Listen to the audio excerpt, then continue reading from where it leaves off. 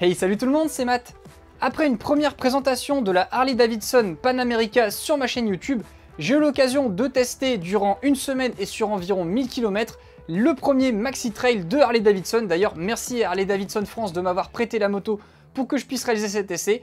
Et ça me permet comme ça de pouvoir vous fournir un essai détaillé sur cette nouveauté fort attendue, ou sinon à minima qui a déjà beaucoup fait parler d'elle. Donc comme toujours avec mes essais de moto sur ma chaîne YouTube, ce que je vous propose à travers ces vidéos, c'est de vous partager mon essai et retour d'expérience complet et détaillé sur cette Pan America. Donc ce que je vous propose, si vous ne l'avez pas déjà fait, c'est de vous poser dans votre chaise de bureau ou votre canapé avec un café ou un soda, et on va voir ensemble de manière détaillée tout ce qu'il faut savoir sur cette nouveauté de chez Harley-Davidson. Bien évidemment, si toute la vidéo ne vous intéresse pas, sachez qu'il y a un chapitrage disponible directement dans la timeline de cette vidéo, ce qui vous permettra comme ça d'accéder directement à la partie qui vous intéresse. Pour les autres qui souhaiteraient tout savoir sur cette machine, sachez que nous allons tout d'abord voir en détail le design, puis la qualité de fabrication et la finition. Après, nous aborderons les caractéristiques techniques de cette machine, puis nous verrons les différents équipements que l'on peut retrouver sur les deux versions de Pan America. Ensuite, nous verrons l'usage sur route, l'usage de nuit, l'usage en duo, l'usage en off-road, parce que j'ai pu rouler pas mal en tout terrain avec cette machine, donc c'est cool, j'ai pu me faire un vrai avis sur cette dernière. Après cela, nous aborderons le chapitre de la consommation et des coûts d'entretien, et l'on finira, avant de conclure, sur un comparatif en fait de ce Maxi Trail vis-à-vis des autres gros Maxi Trail du marché, afin de voir un petit peu comment elle se positionne par rapport aux autres. Sur ce, je vous propose qu'on attaque tout de suite. C'est parti!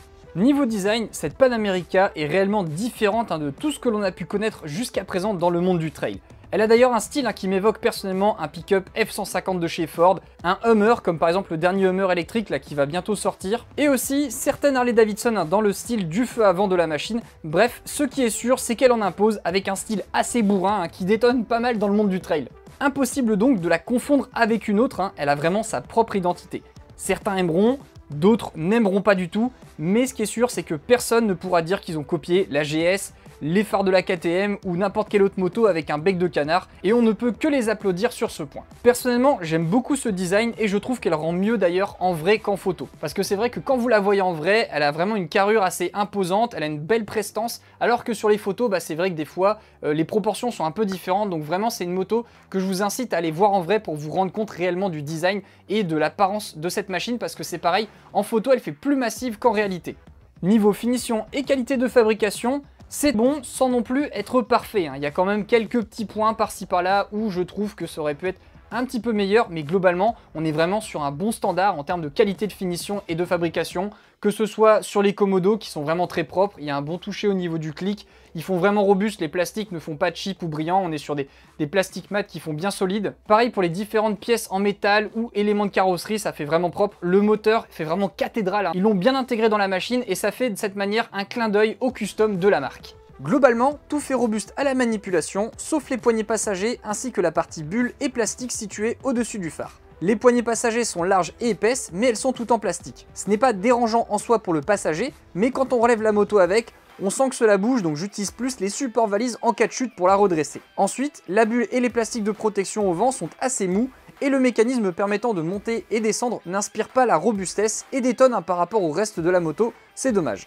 J'ai eu en test un des premiers modèles de pré-série, donc j'espère que cela a été amélioré sur la version à destination des clients finaux. Pour le reste en tout cas, elle fait vraiment forte impression et il y a plein de petits détails que je trouve vraiment sympas qui sont fournis sur cette machine. Pour ce qui est des détails moins sympas que j'aurais bien aimé voir présents sur la machine, c'est par exemple les commodos rétroéclairés qui ne sont pas présents sur cette moto. C'est dommage parce qu'il y a quand même pas mal de boutons et quand on débute avec cette machine, même si les boutons sont un petit peu différents les uns des autres, c'est pas toujours facile des fois de se repérer parfaitement, donc ça aurait été un petit plus fort agréable. Autre détail que j'ai pu constater sur ma moto qui a déjà 8000 km, donc qui a été utilisé par pas mal de journalistes essayeurs, c'est qu'on voit pas mal de traces de micro-griffes en fait sur la peinture noire du réservoir au niveau de l'endroit où touchent les genoux. Donc clairement, je pense que l'option des patins de protection sur le côté de réservoir ne serait pas du luxe pour éviter d'abîmer la peinture. Parce que clairement, c'est une zone qu'on a tendance à venir frotter, serrer si on est en tout terrain ou dans les virages sur route. Sinon, deux points qui m'ont surpris mais qui en soi ne me semblent pas vraiment gênants pour la grande majorité des acheteurs de cette moto. Il faut savoir que la béquille latérale est directement vissée au moteur et non au cadre. Donc personnellement, j'éviterai les demi-tours à même la béquille avec cette moto comme peuvent faire certains. Et le régulateur de tension est juste derrière la roue, donc là aussi, si vous faites du chemin de manière soutenue, le gros sabot protecteur en option ne sera pas du luxe.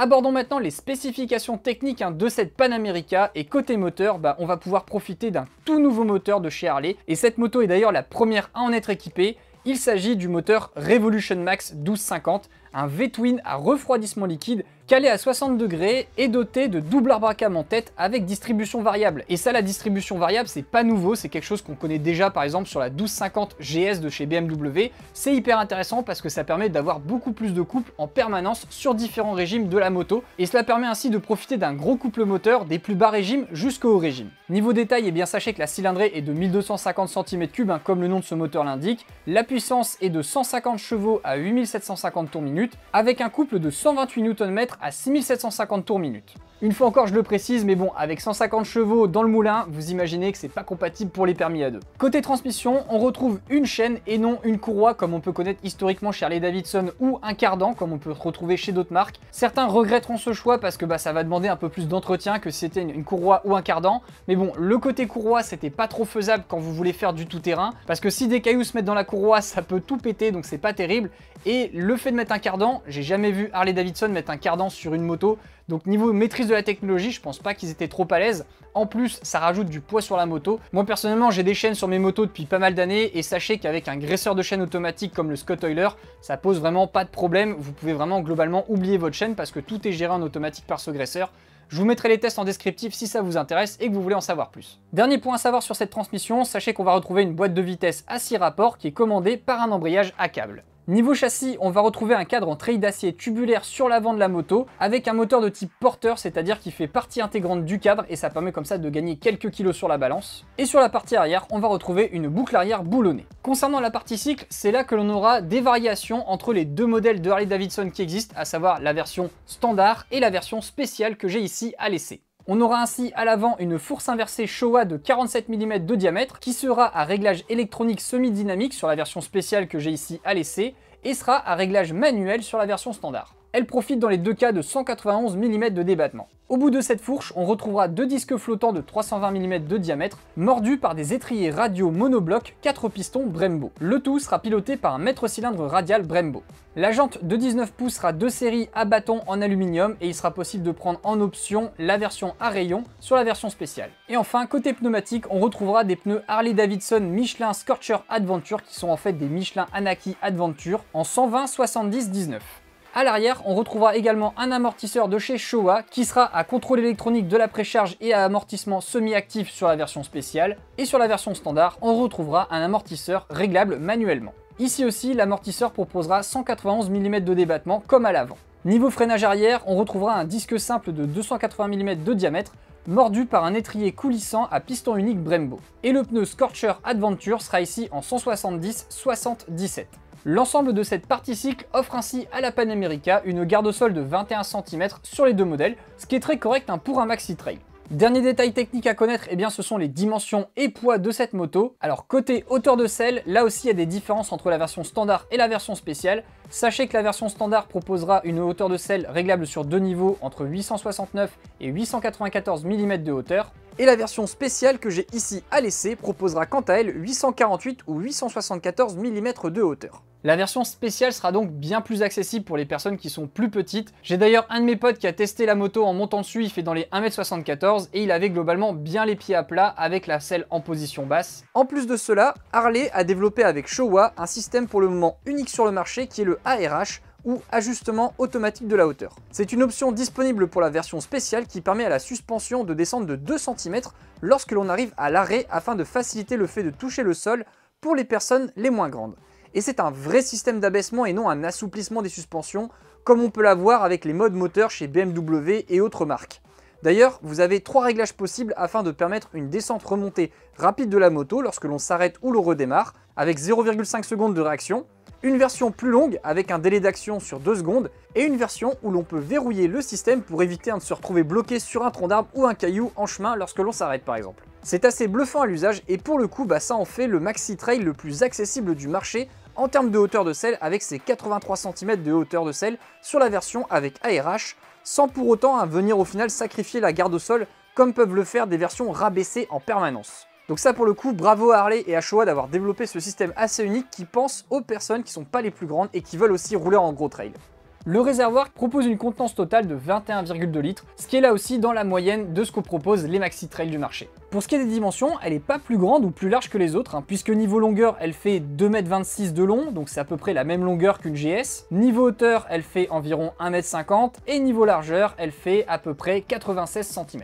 Enfin, pour ce qui est du poids, bien qu'elle puisse paraître assez imposante, elle arrive là aussi à tirer son épingle du jeu par rapport à d'autres maxi trail du marché, puisqu'elle fait un poids tout plein fait de 245 kg en version standard et 258 kg en version spéciale. La version spéciale est en effet équipée de suspension électronique, de crash bar, d'éléments de protection et d'équipements supplémentaires, et forcément tout ça, ça rajoute du poids. Abordons justement le chapitre de l'équipement, et ce que je vous propose, c'est de voir tout d'abord ce que propose en termes d'équipement la version standard de la Pan America 1250, puis ensuite ce que propose comme équipement supplémentaire la version spéciale, car au final la spéciale c'est une version super équipée, améliorée de la version standard. Ainsi, sur la Pan America 1250 standard, on va retrouver une bulle réglable en hauteur manuellement sur 4 niveaux, ce qui permet de faire varier la hauteur de 4,5 cm, un éclairage full LED, que ce soit pour les feux de position, de croisement, de route ou encore les clignotants et le feu stop arrière, un sabot en plastique, une clé main libre qui permet comme ça de démarrer la moto sans contact. Faudra par contre tout de même utiliser une clé pour pouvoir bloquer la direction, ouvrir la trappe à essence ou encore démonter la selle. Une centrale IMU de dernière génération, comme sur les autres gros tailles du marché, qui permet de tout contrôler au niveau traction et freinage. On est d'ailleurs sur un freinage couplé, c'est-à-dire que le frein arrière vient freiner la moto si l'on appuie sur le frein avant. Autre aide présente dès le premier modèle, c'est l'aide au démarrage en côte, qui peut être directement désactivée dans les menus si ça ne nous intéresse pas de l'utiliser. 6 modes de conduite, Rain, Road, Sport, Off-Road, Off-Road Plus qui permet de désactiver l'ABS à l'arrière, et enfin un mode custom. On aura également un régulateur de vitesse, une prise USB-C 5V 3A à l'avant droite de la moto, et enfin un grand écran tactile de 6,8 pouces qui vaut la peine d'être détaillé, donc je vais vous montrer tout ça. Quand on arrive sur le tableau de bord principal, on retrouve beaucoup d'informations avec donc les classiques contours, vitesse, indicateur de rapport engagé, tout ce qui est jauge à essence. Là on a des petites précisions au niveau de la température extérieure, température moteur, tension de batterie, indicateur de pression du pneu avant-arrière, l'heure, les informations sur la connectivité du téléphone et tout ce qui concerne après les informations moteur ou voyant, ABS, traction control, ce genre de choses.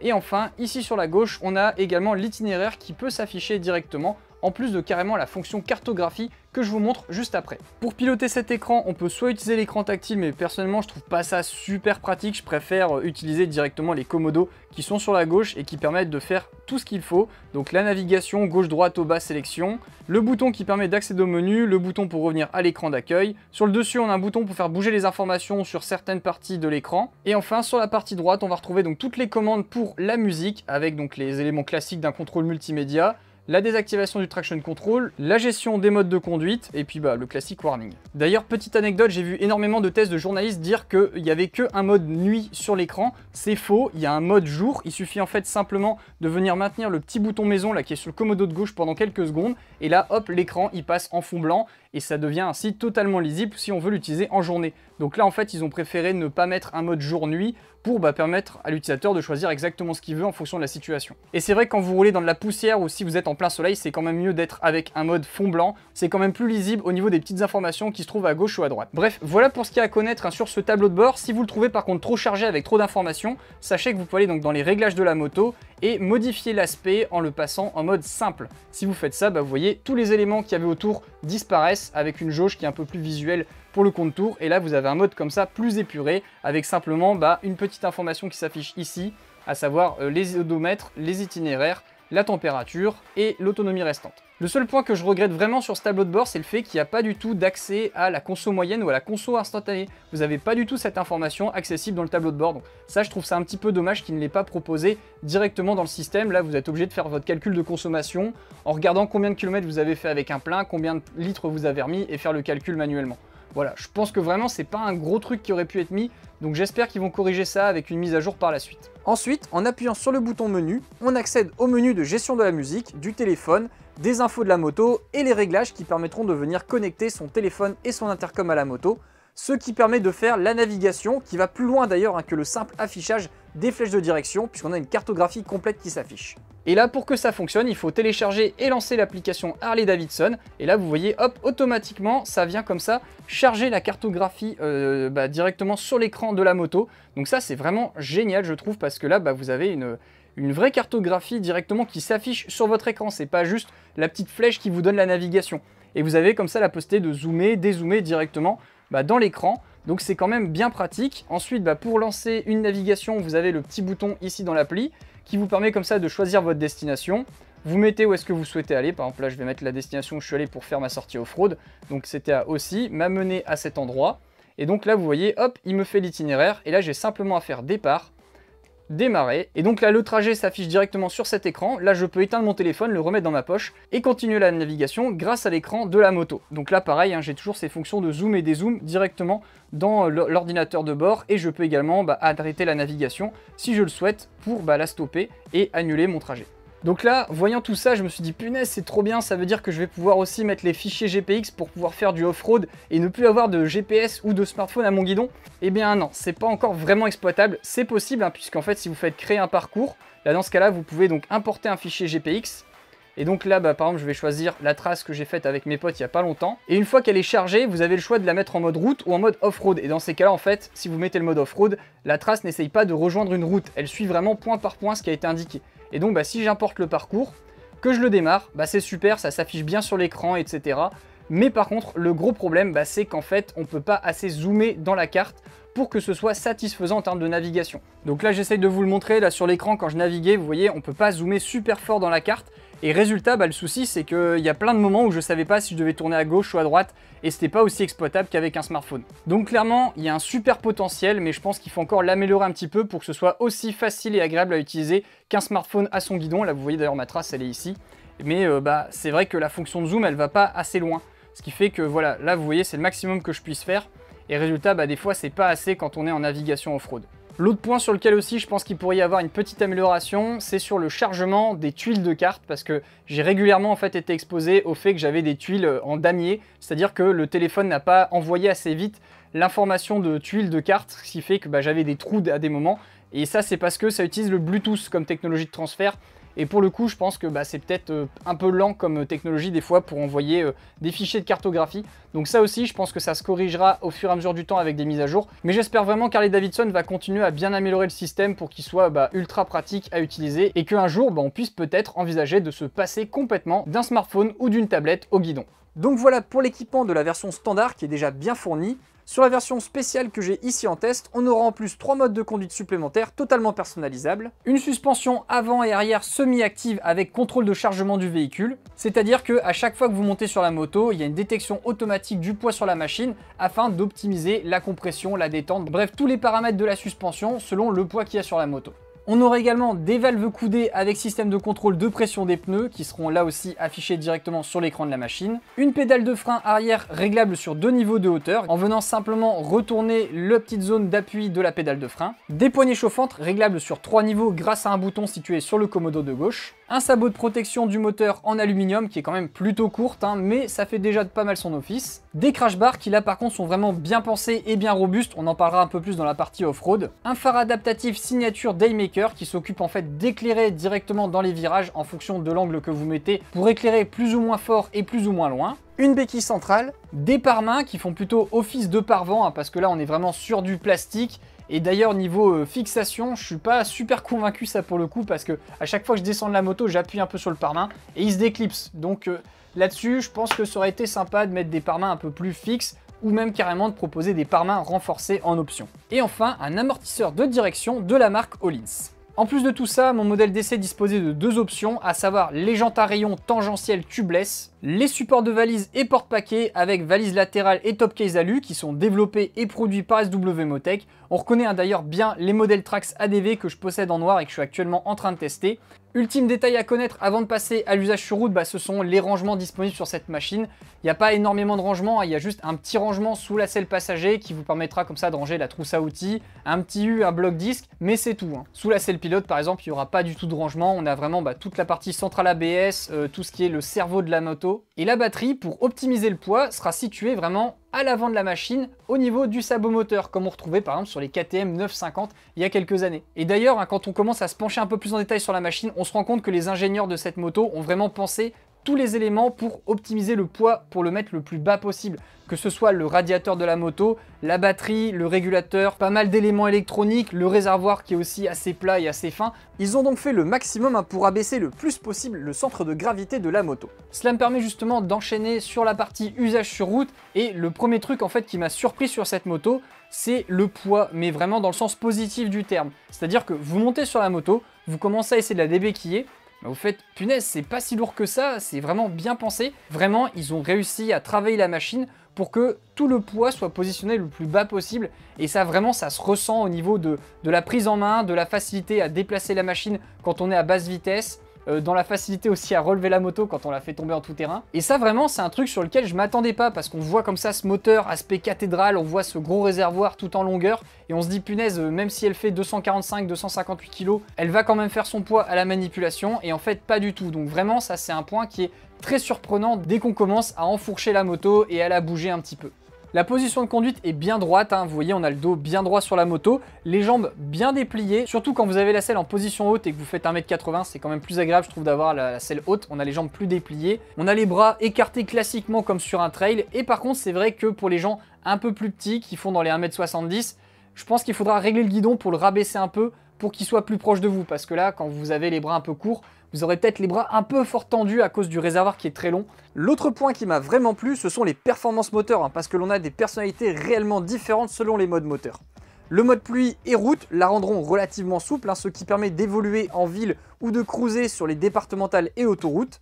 Et en mode sport, alors là la moto est transformée et vient délivrer les 150 chevaux du moteur avec de bonnes reprises même à bas régime, ainsi que du couple. Cela tire sur les bras, mais cela reste un moteur qui aime les tours minutes et il donnera à mon sens le plus de sensations à partir de 4000 tours minutes. Ce ne sera pas aussi coupleux qu'une GS à bas régime, hein, c'est indéniable, mais si l'on descend un rapport pour revenir au-delà de 4000 tours, c'est réactif, puissant, énervé, et c'est assez inattendu de la part de Harley. Le son est aussi bien particulier, on entend d'ailleurs plus, je trouve, la boîte à air que le pot d'échappement, hein. Bah forcément, norme Euro 5 oblige, je pense qu'ils ont dû tout faire pour que ça passe bien au niveau des normes. Donc là-dessus, c'est vrai que je pense que le son ne plaira pas forcément à tout le monde, qu'il est loin des sons moteurs qu'on a l'habitude d'entendre chez Harley-Davidson, mais je pense que d'un point de vue usage trail, c'est pas plus mal de pas avoir un truc avec beaucoup de graves ou beaucoup de basses, parce que quand on évolue avec ce genre de machine, on aime bien quand même que ce soit un peu plus calme, qu'on soit peut-être aussi un peu plus discret quand on évolue en tout terrain, pour pas gêner les animaux ou les habitations.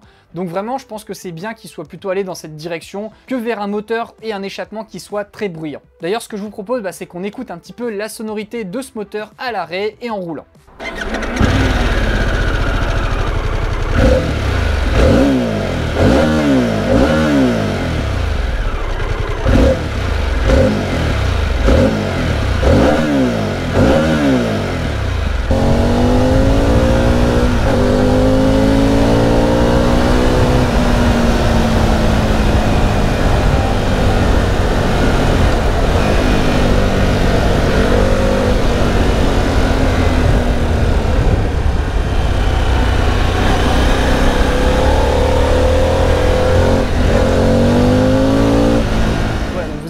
C'est très différent de ce qu'on a pu connaître chez Harley-Davidson. Niveau 0 à 100, je vous avais dit, les performances sont assez décoiffantes, donc je vous propose qu'on découvre aussi ce que ça donne en termes de performance sur le 0 à 100, sachant que je suis pas un pilote, donc peut-être qu'on peut faire encore mieux niveau timing.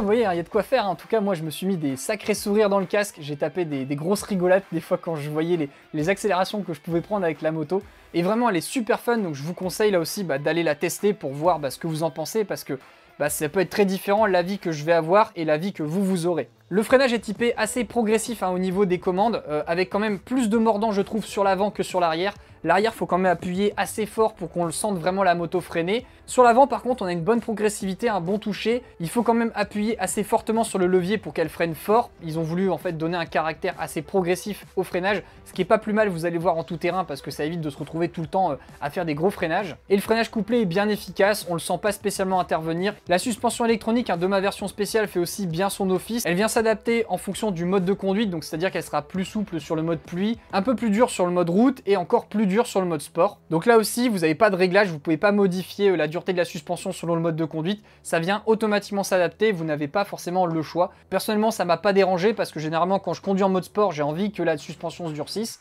Et quand je conduis en mode route, j'ai envie que ce soit plus confort et donc plus souple. On a donc un bon ressenti de la route et je me suis senti vite en confiance, ce qui m'a permis d'attaquer des fois assez fort dans les virages avec la moto. On sent que l'ensemble est vraiment homogène et ça tient très bien le pavé, il y a moyen d'envoyer sacrément du lourd. Après, bien évidemment, ce sera limité par votre niveau de pilotage, votre expérience, mais il y a vraiment moyen d'aller assez loin en termes de performance avec cette machine.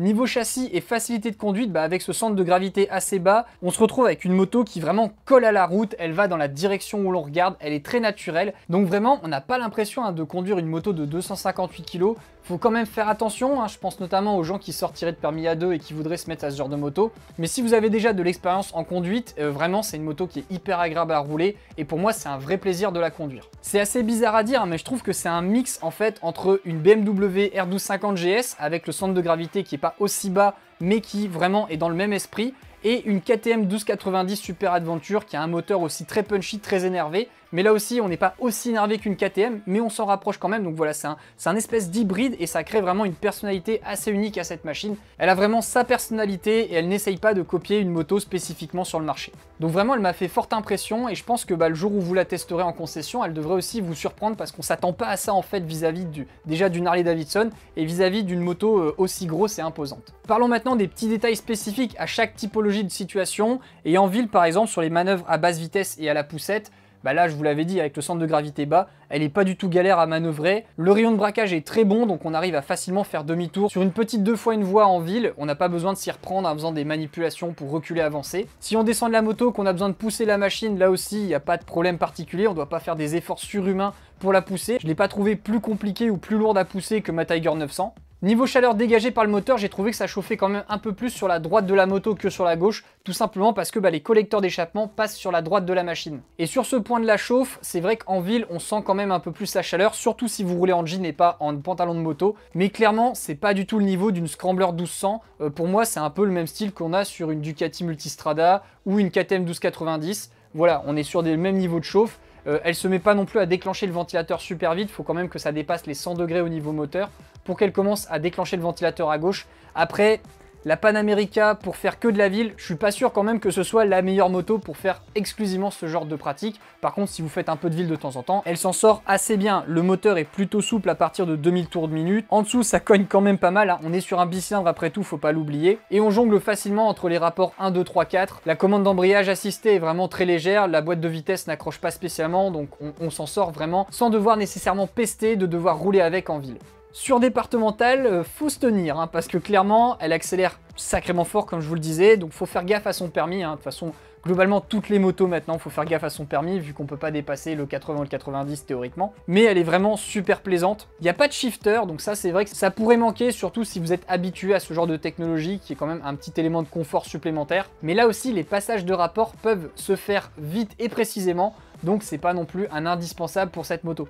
Sur autoroute, on se retrouve là aussi sur l'un de ses terrains de jeu favoris, tout simplement parce qu'on a une bonne protection au vent et un bon confort de la selle. Niveau protection au vent, voilà, l'avant est peut-être pas des plus sexy pour certains. Moi personnellement, je trouve qu'il est quand même assez sympa, mais par contre, il est très efficace et fonctionnel en termes de protection au vent.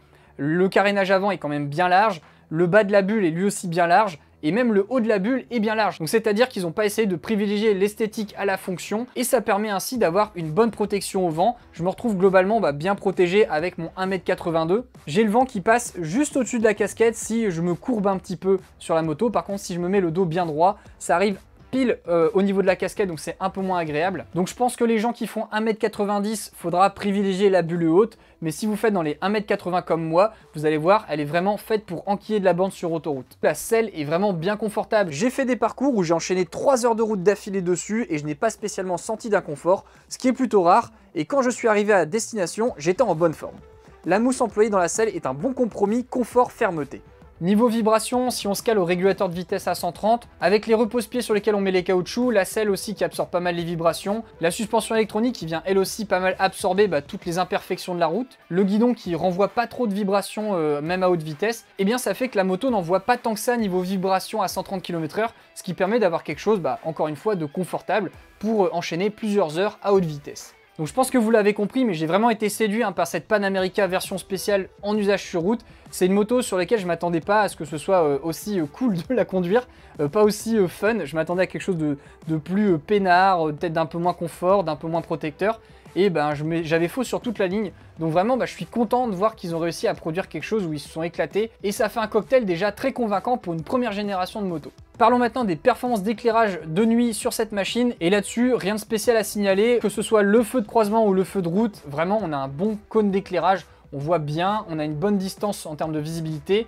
Et le système d'éclairage dans les virages Daymaker offre un bon plus, comme on peut retrouver sur d'autres modèles. Là, par contre, c'est vrai que je le trouve qu'il éclaire vraiment fort par rapport à ce que j'ai pu avoir et tester sur par exemple la Tracer 9 GT que j'ai testé chez Yamaha il y a quelques mois. Donc là aussi c'est pas un gadget et je trouve que ça apporte un vrai gain supplémentaire en termes de sécurité dans les virages. Au niveau de l'usage en duo, j'en ai très peu fait, malheureusement j'ai pas pu en faire autant que je voulais, mais j'ai quand même pu faire tester un petit peu ma femme sur la selle arrière pour qu'elle me donne son avis. Elle a trouvé la selle accueillante car elle est assez profonde et large par rapport à d'autres selles passagers, ce qui permet de ne pas être collé au pilote. Et niveau moelleux, c'est un bon dosage comme pour la selle pilote, pas trop ferme ni trop moelleux, donc elle était bien dessus, même après quelques heures de route. Pareil pour les repose-pieds, ils sont bien larges, on se retrouve pas forcément à avoir le pied qui tape sur le pot d'échappement ou sur les valises, même si elles sont montées sur la moto. Et il y a bien de la place pour le passager, il peut vraiment s'étaler. Pareil, si on met le top case avec le dosseret, c'est encore plus confortable et agréable parce que là, on se retrouve pas forcément à devoir s'accrocher au pilote. Les poignées passagers sont bien larges et ça permet de facilement les attraper même avec ses gants. Donc vraiment, sur le plan du confort et de l'ergonomie pour le passager, là aussi, la moto est bien pensée. Et enfin, pour ce qui est des performances, vu le couple et la puissance, clairement, vous n'allez pas manquer de patates si vous commencez à avoir les valises chargées, plus quelqu'un à l'arrière, ça ne devrait pas poser de problème. Donc vraiment, pour moi, je pense que c'est une moto qui est parfaitement faite pour du duo. On est sur un maxi trail, donc c'est fait pour voyager, pour enquiller un max de bornes avec plein de poids sur la moto. La boucle arrière est bien robuste, donc vous pouvez y aller niveau chargement, ça posera pas de problème. Parlons maintenant de l'usage en off-road parce que moi c'était quelque chose sur lequel j'attendais vraiment cette moto, surtout dans la mise en avant commerciale qu'ils font. Ils la mettent vraiment en avant dans les chemins, en tout terrain. Donc je voulais voir un petit peu ce qu'elle donnait. Et Harley-Davidson France m'a autorisé à l'utiliser en tout terrain, à faire ce que je voulais en fait avec. Donc c'était top parce que j'ai vraiment pu l'emmener sur mes sorties off-road classiques avec donc de la grosse boue, un peu de relief, des bourbiers, bref, un peu le off-road classique dans le Nord-Pas-de-Calais. Donc malheureusement, j'ai pas eu des grosses montées, de la grosse caillasse. Et en plus, j'ai dû composer avec des Michelin Anaki Adventure qui sont des très bons pneus sur du sec. C'est des pneus de sudistes comme j'aime bien dire. Mais dès que vous êtes dans le nord de la France avec de la boue, des zones bien grasses, là ça accroche que dalle, on n'a pas de crampons, donc dès que vous vous retrouvez dans une zone un peu glissante, le pneu il fait du surplace, donc il faut un peu tirer la machine. Voilà, si vous avez vu la vidéo de la sortie off-road que j'ai sortie il n'y a pas longtemps avec la Panamerica, vous avez vu que j'ai dû me faire aider quelques fois de mes potes parce que la moto était tankée sur des trucs tout bêtes, mais c'est juste parce que il n'y avait pas de crampons, donc ça n'adhérait pas. À part ce point pneu, pour le reste, elle était vraiment prête à attaquer le tout-terrain, puisque de base, on a des crash bars qui sont vraiment solides, avec 4 points de fixation. On a 3 points de fixation sur le cadre de chaque côté, et un point de fixation central qui vient se relier, qui passe sous le feu. Et d'ailleurs, cette zone est vraiment très bien pensée, parce que ça permet comme ça de tirer la moto, de sangler si on est un peu tanké, pour pouvoir facilement sortir la moto de certains obstacles. Et on peut y aller, quoi. C'est vraiment super solide, ça bouge pas d'un poil. Donc c'est des crash bars qui sont très rassurants et vous pouvez envisager du tout-terrain sereinement avec. Donc vous pouvez y aller et commencer à chuter avec, ce sera pas un problème. Autre point que j'avais apprécié d'avoir niveau protection, c'était les supports de valise qui sont là aussi bien robustes, ils bougent pas d'un poil, ils sont bien costauds, bien fixés à la moto. Et c'était top parce que ça protégeait aussi le pot d'échappement. Ils vendent en accessoire une barre supplémentaire pour protéger le bas de l'échappement qui est un peu exposé aussi. Donc voilà, vous avez postulé d'avoir un package assez complet en termes de protection de la machine si vous avez envie de vous lancer en tout terrain avec ce genre de moto bien évidemment. Je sais que c'est pas l'apanage de tout le monde, mais je pense qu'il y a de plus en plus de gens qui sont intéressés de tenter l'aventure tout terrain avec son maxi trail. Bref, une fois qu'on a passé ce point découverte et rencontre avec la moto pour l'usage off-road, je vous propose de voir ce que ça donne sur le plan dynamique. Et là-dessus, c'est comme sur route, j'ai été étonné en fait des capacités dynamiques de la machine en tout terrain. Vraiment, je me suis bien amusé avec, on a pu envoyer pas mal niveau vitesse. On sent quand même un peu le poids de la machine quand on commence à attaquer dans les virages. Ça reste une moto qui est, je pense, accessible pour peut-être démarrer un peu le tout terrain. Mais c'est vrai que dès que vous commencez à envoyer un peu plus niveau puissance, vitesse, là ça demandera un peu plus d'expérience pour être bien en sécurité, pour bien la manœuvrer et la manipuler. Quand on se met en position debout, la position de base est bonne, on se retrouve pas complètement recroquevillé sur la machine. Vraiment, je me sentais bien à l'aise, j'avais pas les jambes complètement tendues ou complètement recroquevillées, les bras s'étaient bien positionnés et j'ai pas senti la nécessité de passer sur des rehausses de guidon sur cette moto. Au niveau des modes de conduite, j'ai utilisé les deux modes qui étaient disponibles, à savoir le mode off-road et off-road plus. Donc ce qu'il faut savoir sur le mode off-road, c'est qu'il laisse l'ABS à l'arrière et à l'avant. Il laisse aussi un contrôle de traction qui intervient quand même beaucoup moins sur la moto. Et si vous voulez me mettre le mode off-road plus, il suffit donc de maintenir le bouton mode. Et là, dans ce cas-là, vous voyez, l'icône devient violette. Et là, en fait, quand vous êtes passé en mode off-road plus, il n'y a plus de contrôle de traction à l'arrière et il n'y a plus non plus d'ABS à l'arrière. Le seul truc qui reste, c'est l'ABS à l'avant. Et dernier détail à préciser sur ce mode off-road et off-road plus, la suspension passe en mode off-road, donc elle propose plus de souplesse ou un peu plus dur en fonction de ce que vous voulez régler. Vous avez carrément dans les réglages de la moto de vous mettre en mode off-road mou ou off-road dur. Donc si vous avez tendance à envoyer un peu du lourd en tout terrain, il faudra plutôt envisager le mode off-road dur. Et si vous roulez tranquillou, mettez le mode off-road mou, ce sera plus confortable et ça vous permettra d'avoir comme ça des choses plus absorbées au niveau du terrain. En tout cas, dans les chemins, ça décoiffe, il y a vraiment de quoi s'amuser. Dès qu'on tire sur la poignée, bah voilà, ça part un peu en crabe parce qu'il y a du couple à revendre, il y a de la puissance, donc vraiment il y a tout ce qu'il faut pour bien s'amuser. Il y a peut-être même trop encore de puissance par rapport à ce qu'on a besoin en tout terrain. La suspension est vraiment efficace, j'ai pu envoyer des bonnes vitesses sans perte de contrôle. L'amortisseur de direction Hollis n'est peut-être pas non plus innocent à tout ça parce que vraiment on sent pas le guidon bouger fortement quand vous roulez à haute vitesse. On arrive à être aussi assez précis sur des manœuvres ou des manipulations à basse vitesse en tout terrain. Vraiment l'équilibre est très bon, la moto est stable et je me suis vraiment éclaté avec la machine. J'ai pu faire des montées, j'ai pu faire des manœuvres à basse vitesse avec des demi-tours. Vraiment j'ai pu faire plein de choses avec la moto en tout terrain en mode lent et le truc au final qui m'a handicapé, c'était les pneus. Vraiment, je sentais la moto bridée par ses pneus slick, comme j'aime bien dire. Et je suis sûr que si vous lui mettez des pneus à crampons, là, par exemple les pneus Anaki Wild qui sont proposés au catalogue Harley-Davidson, vraiment ça doit décupler les performances de la machine en tout terrain, notamment quand vous roulez dans de la boue comme moi. J'ai aussi essayé les aides électroniques off-road pour voir ce que ça donnait. Et vous voyez, dans des montées pleines de boue, le contrôle de traction fait bien son office. Il arrive à bien gérer l'accélération tout en laissant monter progressivement la moto et vous laisser en sécurité en évitant à la moto de s'emballer. Donc c'est vraiment bien parce que je trouve que ce mode off-road, ça permet de la rendre encore plus accessible pour les débutants en tout terrain qui voudraient se lancer un peu là-dedans. Et au final, le seul point qui m'a freiné un petit peu de temps en temps, c'est la garde au sol qui est de 21 cm. J'aurais bien aimé peut-être un petit peu plus pour éviter que ça frotte à certains endroits parce que la moto a pas mal d'empattement, donc c'est vrai que sur des bosses assez courtes, on peut des fois se retrouver à frotter. Mais vraiment, là aussi, une fois encore, elle n'a pas à rougir en termes de performance et de comportement en tout terrain par rapport à ses concurrentes. Et là aussi, pour un premier gros trail, pour une première moto tout terrain de la part de Harley-Davidson, ils ont vraiment réussi à sortir un truc super intéressant qui est vraiment hyper plaisant à conduire. Autre point intéressant à connaître, c'est tout ce qui concerne la consommation et les coûts d'entretien de cette Pan America. Niveau consommation, la moto est annoncée à 5,5 litres au 100 par le constructeur, ce qui permet en théorie de pouvoir faire 350-390 km avec un plein. Et de mon côté, en roulant sur des usages off-road, en m'amusant quand même pas mal, j'étais plutôt dans les 350 km avec un plein en allant pas mal dans la réserve. Donc je pense qu'on peut raisonnablement tabler sur du 300-350 km d'autonomie. Là aussi, il n'y a rien d'extraordinaire, on est clairement dans la moyenne de ce qui est proposé sur les maxi trails et sur d'autres trails mid-size du marché. Au niveau des coûts d'entretien et des fréquences de révision, c'est là où ça pourra peut-être gêner les plus gros rouleurs, puisqu'il faut savoir que cette Pan America nécessite des révisions tous les 8000 km, comme à peu près tous les Harley-Davidson au final. Et côté tarif, il faut savoir que les prix des révisions ne sont pas publics et uniques, parce que chaque concessionnaire peut adapter le prix des entretiens. Il y aura donc des variations de prix entre une révision sur Paris et une autre faite sur Limoges. J'ai d'ailleurs pu récupérer les informations sur les coûts des révisions grâce à Harley-Davidson Limoges, donc un grand merci à eux pour leur aide. Ils m'ont expliqué en fait que le prix de la révision sur la Pan America était tout le temps le même et qu'il coûtait donc à chaque fois chez eux 280 €, sans compter bien évidemment les changements de pièces d'usure s'il y a lieu d'être. Le moteur Revolution Max en fait ne nécessite pas de jeu aux soupapes parce qu'il dispose d'un compensateur hydraulique au niveau des soupapes et ça pour le coup je trouve que c'est vraiment bien pensé. Donc si on fait le calcul sur 32 000 km, le coût des révisions sur cette Pan America est le même, voire un peu moins cher de quelques dizaines d'euros que pour une Triumph Tiger 1200, une Ducati Multistrada. C'est juste que l'on va devoir aller 4 fois chez Harley, alors que pour les autres, on ira 2 voire 3 fois. Avant-dernière partie, avant d'aborder la partie comparative conclusion, eh bien ce sont les prix et accessoires disponibles pour cette Panamerica 1250. La version standard est proposée au prix public de 15 990 € sur la version noire et 16 260 € sur la version marron.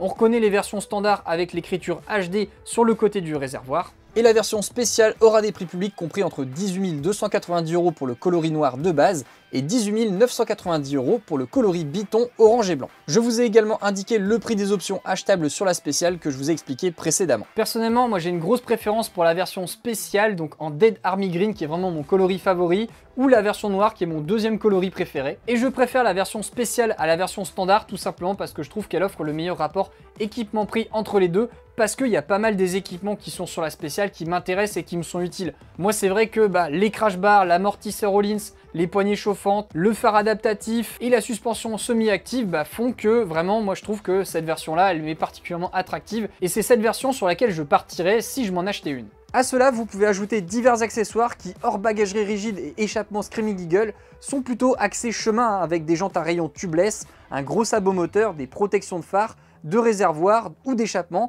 Il y a pas mal de choix et j'ai surtout hâte de voir ce que vont sortir les équipementiers comme SW Motec et d'autres encore. Avant de conclure, je vous propose d'aborder un point que vous êtes à chaque fois assez nombreux à attendre de ma part, c'est un comparatif en fait de cette moto vis-à-vis de ses concurrentes. Et donc j'ai sélectionné quelques concurrents Maxi Trail qui sont similaires à cette machine en termes de style et de performance. De ce fait, pour moi, les concurrentes directes, ce sont des motos qui ont des vraies capacités pour la route et les chemins, qui ont une roue de 19 pouces minimum et qui font plus de 100 chevaux. Par conséquent, j'ai choisi 5 concurrentes qui me semblent les plus directes, à savoir la BMW R1250 GS en version normale et pas en version Adventure, parce que là sinon on a un réservoir de 30 litres. La Triumph Tiger 1200 qui elle aussi va beaucoup changer fin d'année, mais bon, fallait bien que je l'inclue dans le comparatif puisqu'elle est pertinente en termes de sélection. La Ducati Multistrada V4S qui est très récente. La Honda Africa Twin CRF 1100L en version Adventure Sport. Et enfin la KTM 1290 Adventure S et non la R qui est pour le coup beaucoup plus axé tout terrain, donc route 21 pouces, donc c'était moins pertinent je pense en termes de concurrence par rapport à la Panamerica. Et donc si on les compare toutes dans un tableau sur des informations plutôt arbitraires mais qui me semblent importantes en fait à regarder d'un point de vue un petit peu macro, c'est-à-dire la dimension de la roue, le type de transmission, la puissance, le couple, la hauteur de selle ou encore le poids tout plein fait, et on se rend compte que la Panamerica est plutôt bien placée en termes de tarifs, puisqu'au final c'est la moins chère de tous les Maxi Trail que j'ai choisi ici, donc ça pour le coup c'est un gros point fort. Et aussi en termes de hauteur de selle pour les gens qui sont les moins grands, on voit que la version spéciale avec cet ajustement automatique de la hauteur lui permet d'avoir une hauteur de selle particulièrement basse, sans pour autant venir gréver le confort ou les performances en termes de garde au sol, puisque là on parle pas de selle creusée ou bien de kit de rabaissement. Donc vraiment ça aussi c'est un gros point intéressant pour cette moto. Après en termes de poids, on voit qu'au final c'est pas non plus la plus légère mais c'est pas non plus la plus lourde, donc c'est très correct on va dire sur le poids. Et en termes de performance, elle se défend quand même bien, c'est clair que l'AGS reste la reine du couple, elle a plus de couple et en plus à plus bas régime, et niveau performance, la Ducati reste la plus puissante de toutes, mais franchement avec ses 150 chevaux et ses 128 Nm de couple, elle n'a pas trop à rougir par rapport aux autres. Donc n'hésitez pas à faire pause sur la vidéo si vous souhaitez regarder plus en détail ce comparatif, mais en tout cas moi je la considère vraiment bien réfléchie en termes de positionnement en rapport qualité, prix, performance, parce que par rapport aux autres, elle n'a vraiment pas à rougir. Ensuite, si on les repositionne toutes dans ma matrice que j'aime bien faire pour voir un petit peu les notions de confort, sportivité, rapport prix-équipement, et si on positionne l'AGS, vous voyez, elle est toujours là, la GS normale, elle est dans le cran d'un peu plus sportif parce que je considère que la plus confortable, ça reste la version Adventure. Et un rapport prix-équipement qui est, on va dire, correct, dans le sens où c'est pas le meilleur rapport prix-équipement par rapport à d'autres, mais en termes de richesse d'équipement, c'est assez impressionnant tout ce qu'elle est capable de proposer. Ensuite, la Tiger 1200, même si elle va beaucoup bouger, là très bientôt, le 7 décembre, il y a une nouvelle annonce de nouvelle Tiger 1200, donc ça va complètement la transformer. Pour l'instant, à novembre 2021, la Tiger 1200, ça reste un modèle très confortable, pas très sportif, assez lourd, mais avec une richesse d'équipement assez impressionnante et un rapport prix-équipement vraiment intéressant, même si le prix est élevé. La richesse de l'équipement en regard du prix reste vraiment hyper intéressante. Ensuite, on a une nouvelle venue, à savoir la Ducati Multistrada V4S, dont je vais sortir le test également d'ici quelques semaines. Alors là, en termes de sportivité, C'est difficile de faire aussi bien, voire mieux. Il y a la KTM, vous allez voir, qui arrive à peu près au même niveau, clairement. Mais par contre, en termes de rapport prix-équipement, elle se positionne un cran en dessous des autres parce qu'elle est vraiment très chère en termes de prix, même si elle propose une pléthore d'équipements assez incroyables, hein, comme la GS ou la Tiger 1200. Donc c'est pour ça que je l'ai positionnée un peu plus bas que la GS, mais à peu près équivalent parce que je les considère un petit peu du même niveau de ratio prix-équipement. Ensuite, on a l'Africa Twin Adventure Sport qui elle aussi est plutôt typée confort, c'est la moins puissante de toutes. On a des roues de 21 et 18, donc par contre ce sera la plus typée tout-terrain de toutes. Et en termes de prix-équipement, c'est clair que sur les premières versions, ça reste plutôt correct. Par contre, dès qu'on attaque les versions DCT avec de la suspension électronique, je trouve que le rapport prix-équipement est pas forcément dingue parce qu'on n'a pas un niveau d'équipement non plus richissime par rapport à d'autres modèles. Et pourtant, le prix est quand même plutôt élevé. Donc voilà, c'est mon avis personnel, hein. Bien évidemment, vous avez tout à fait le droit de ne pas être d'accord avec ça. Mais en tout cas, c'est comme ça que je l'imagine en termes de positionnement, rapport prix, confort, sportivité. Puis dernière concurrente à placer, c'est la nouvelle KTM 1290 Adventure Sport en version S que je n'ai pas encore essayé à titre personnel.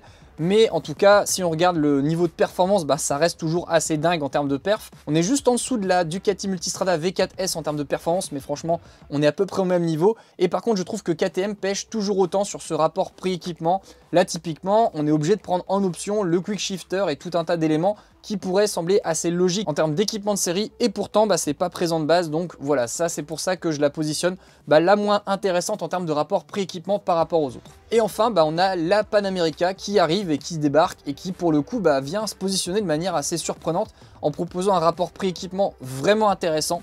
Et clairement, c'est pas du favoritisme ou quoi que ce soit. Si vous comparez la liste des équipements proposés en rapport avec le prix demandé, elle est quand même super bien placée. Donc c'est pour ça que je la positionne au-dessus d'une GS ou d'une Tiger en termes de rapport prix-équipement. C'est pas la plus riche en termes d'équipement, qu'on soit clair, mais par contre, l'argent demandé par rapport à l'équipement offert est vraiment intéressant. Et niveau sportivité, je la trouve un chouïa plus sportive que la GS. Je trouve qu'elle monte encore plus vite dans les tours, qu'elle est un peu plus énervée. Après, à vous de voir ce que vous préférez en termes de style. Mais clairement, cette Panamerica, elle vient rebattre les cartes de cette matrice. Donc c'est génial parce que ça fait complètement évoluer et bouger le marché. Et je n'ai qu'une hâte maintenant, c'est de voir l'évolution de la Tiger 1200 pour voir si cette matrice va bouger à nouveau. En conclusion, pour une première sur le marché du trail, Harley-Davidson tape très fort avec un modèle bien né, équilibré et construit intelligemment. Tout n'est pas parfait bien évidemment, il y a quelques petits points qui pourraient être améliorés et puis je considère qu'il n'y a aucune moto qui peut être parfaite pour tout le monde, mais il en ressort le sentiment que cette moto a été pensée par des passionnés de moto trail et aventure et qui ont vraiment eu carte blanche pour faire la Harley de leur rêve. Franchement, ça se sent et ça fait plaisir de voir une nouvelle marque débarquer et venir remuer le marché, n'en déplaise à tous ceux qui la raillent ou sont sarcastiques à son sujet. J'espère juste que ces personnes savent aussi bien rouler que parler et qu'elles iront la tester pour quand même s'ouvrir l'esprit. Moi en tout cas, elle m'a bien convaincu et si je devais choisir un maxi trail parmi tous ceux par exemple du comparatif que je vous ai présenté tout à l'heure, là actuellement en juin 2021, parce que voilà le marché bouge et qui sait, fin d'année 2021 ou 2022 il y aura des nouveautés chez les constructeurs, et bien cette Harley-Davidson Panamerica version spéciale est actuellement mon maxi trail préféré. Donc je dis bien que c'est mon maxi trail préféré, que ce n'est pas le meilleur. Clairement, il y a une différence entre les deux, ne l'oubliez pas. Et si je préfère cette moto à d'autres, c'est pour plein de raisons qui me sont personnelles, comme tout d'abord le look que vraiment j'adore, le moteur qui est vraiment super fun, le côté équilibre qui est surprenant, la polyvalence de ce fait qui en ressort au global de cette machine, et aussi et surtout c'est ce côté atypique de ce trail qui est vraiment assez hors du commun actuellement. Et moi vous savez, j'aime bien les choses atypiques, j'aime bien les choses qui sont un peu différentes pour pas forcément avoir la même moto que les autres. Et ça pour le coup c'est vrai que si vous avez envie de rouler un petit peu atypique pour pas forcément rouler avec la même moto allemande que tout le monde en maxi trail, vraiment c'est une moto qui vaut peut-être le coup d'aller prendre en considération. Donc une fois encore, je le redis, mais allez l'essayer, ne vous fiez pas juste aux essais que vous pouvez voir sur internet ou vous pouvez lire dans les magazines, allez tester par vous-même, juste par curiosité ou pour voir si vous êtes en phase avec le retour d'expérience que je vous partage à travers cette vidéo, parce que clairement, je pense que vous serez agréablement surpris. Voilà, c'est tout ce que j'avais à vous partager concernant l'essai de cette Harley-Davidson 1250 Panamerica version spéciale. J'espère que la vidéo vous a plu, si c'est le cas, surtout n'hésitez pas à mettre un petit pouce vers le haut. Ça fait toujours plaisir et ça m'aide pour le référencement de la vidéo. La vidéo était quand même assez costaud en termes de durée, mais il y avait tellement de choses à vous raconter, à vous partager sur cette machine que j'ai vraiment voulu prendre le temps de tout vous détailler parce que j'étais super enthousiasmé par cette nouveauté. Et clairement, c'était super cool d'avoir pu la rouler. Donc encore une fois, un grand merci à Harley-Davidson France de me l'avoir prêté pendant une semaine et surtout de m'avoir laissé carte blanche pour que je puisse faire du tout-terrain avec. J'ai vraiment pu bien m'amuser avec, donc c'était super cool. Bien évidemment, si vous découvrez ma chaîne pour la première fois à travers cette vidéo, surtout n'hésitez pas à vous abonner grâce au bouton que je vous mets sur l'écran. Et si vous souhaitez soutenir de manière récurrente le travail que je fais sur YouTube et notamment ces essais moto, n'hésitez pas à aller découvrir ma page Tipeee sur laquelle vous pouvez me soutenir. Merci à tous d'avoir regardé et on se retrouve très bientôt pour une nouvelle vidéo. Salut!